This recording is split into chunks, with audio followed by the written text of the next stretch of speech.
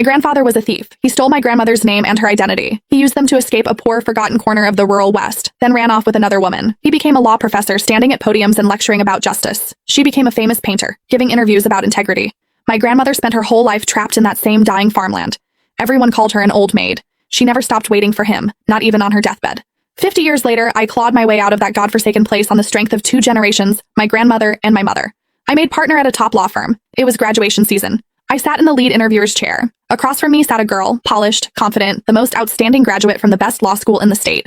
I opened her resume and flipped through it page by page. Then I stopped at the family information section. I stared at that name for a very long time. I looked up at her and said quietly, "You didn't get the job." The girl's smile froze on her face. "Excuse me?" I closed her file and repeated, more loudly this time, "You didn't get the job." The other interviewers exchanged glances. The partner on my left leaned in and dropped his voice to a whisper. "Ms. Smith, she's only 22, national mock trial champion, 6 published papers in top journals. She's a star. Please reconsider," he whispered, but the room was too quiet. She heard. She straightened up. "I've made my decision," I said, pushing the file aside. "Isabel Harrington, you didn't pass this interview. Please leave." Everyone stopped breathing. Her composure finally cracked. She slammed both hands on the table and stood up. "What do you mean?" I didn't answer. I just looked at her face. Her eyes, her nose, the line of her jaw, all painfully similar to an old photograph I had stared at for years. My hands clenched. Her brow furrowed in anger.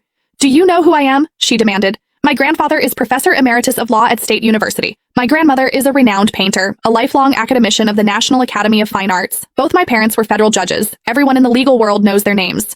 I graduated first in my class from the best law school in the country." With every sentence, her confidence grew. "Tell me," she said, nearly looking down at me now, "what exactly am I missing?" "Grades are only one factor," I said, keeping my voice calm.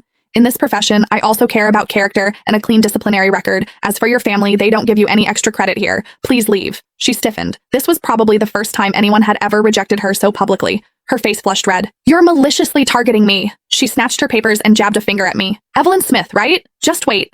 One word from my grandfather, and you'll never work in this industry again." She stormed out, shooting me a venomous look before slamming the door. "Miss Smith," the other interviewers started. I raised a hand. "Next candidate." The remaining 3 were excellent. Back in my office, I had just set down their files when the senior partner David Johnson burst in. "Evelyn, are you insane? Why did you cut Isabel Harrington? Do you know who her family is? Her grandfather is Emeritus Professor of Law at State University and a longtime partner of this firm. Turning his granddaughter away has consequences." He spoke faster than usual. "Post the offer immediately. Now." "Too late." I gave him a mocking look.